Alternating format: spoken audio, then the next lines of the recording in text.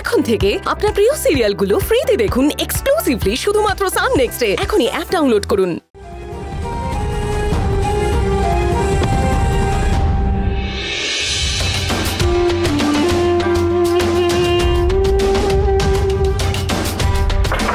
Rebati aunty, আমায় ডেকেছিলে? Aunty কি করছো? আরে লাগছে আমার। লেগে গেল, কি হয়েছে? রুদ্র যদি কিছু জিজ্ঞেস করে? জিজ্ঞেস করবে মানে? মোহিনীর ব্যাপারে। আরে তাতে আমাদের কি দোষ? ডক্টর তো বললেন ভয়ের কিছু নেই। তুমি না অযথাই টেনশন করো রেবতী আন্টি। ও রিয়েলি?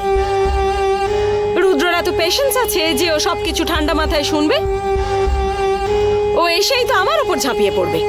ও যদি কোনো প্রশ্ন করে আমি কিন্তু তখন তোমার কথাই বলবো, বুঝেছো? হ্যালো, আমি এইসব ব্যাপারে কিছু জানি না। তুমি যা বলার বলে দেবে ওকে। আমি কিন্তু তোমার কোনো প্ল্যানে নেই। শোনো, যদি রুদ্র এ ব্যাপারে কিছু প্রশ্ন করে। বাট রেবতী আন্টি, মাকে তো রুদ্র খুবই ভালোবাসে, ও কিছুতেই মানবে না।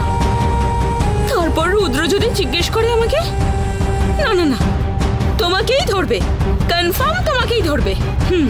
আরে মোহিনীর ব্যাপারে কিন্তু আমি কিছু জানি না। শোনো, মোহিনীর যদি ভালো মন্দ কিছু ঘটে তার জন্য কিন্তু তুমিই দায়ী থাকবে, কারণ তুমিই তো রিঅ্যাক্ট করেছিলে রুদ্র ডিসিশন নিয়ে।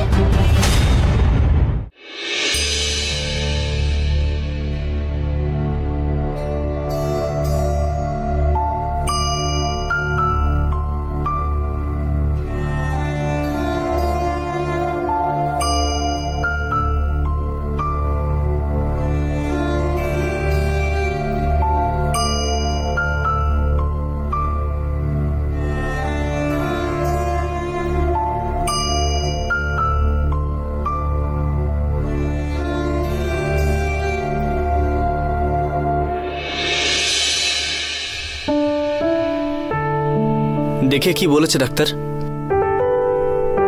বড়মা কবে সেরে উঠবে? সেভাবে কিছু বলতে পারেনি, বলেছে ভালো করে বিশ্রাম নিতে হবে। বড়মাকে হাসপাতালে নিয়ে যাওয়া হয়নি কেন? সেটার কোনো প্রয়োজন হবে না বলল।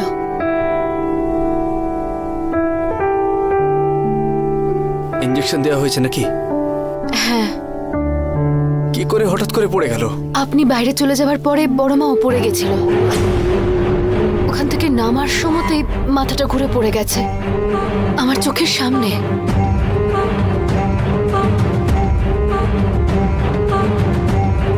ওপরে কার ঘরে গিয়েছিল বড়মা? আমার মনে হয় সোহা ম্যাডামের ঘরে গেছিলেন বড়মা কথা বলার জন্য।